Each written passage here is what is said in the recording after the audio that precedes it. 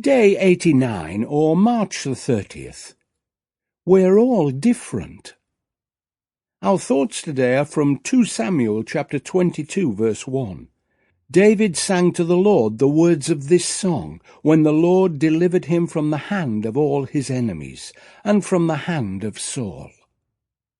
Now the big picture surrounding this verse. The war with the Philistines continues, and today we learn of the deaths of 4 giant friends of Goliath from Gath. If you remember, David collected 5 smooth stones from the stream in the valley of Elah when he killed Goliath, but he used only one of them. The other 4 were almost certainly meant for the 4 giants mentioned towards the end of 2 Samuel. They were finally killed by David's army, but years earlier David had been prepared to do it himself, but God had other plans. We are now approaching the final days in the reign of David, and he celebrates God's goodness in his life as he composes a psalm of thanksgiving. And now today's action step. David never saw King Saul as his enemy, even though Saul constantly confronted him throughout his life.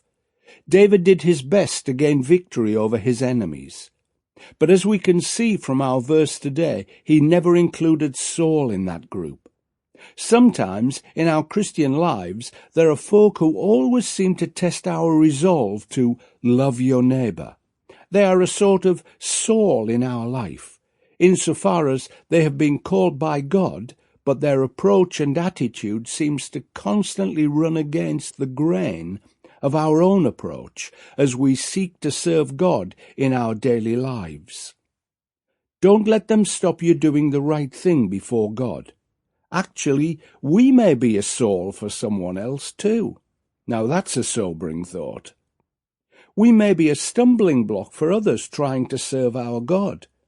This is something we need to be constantly on the lookout for. May we be forgiven for the times we have run roughshod over someone else as we pursue our mission in life.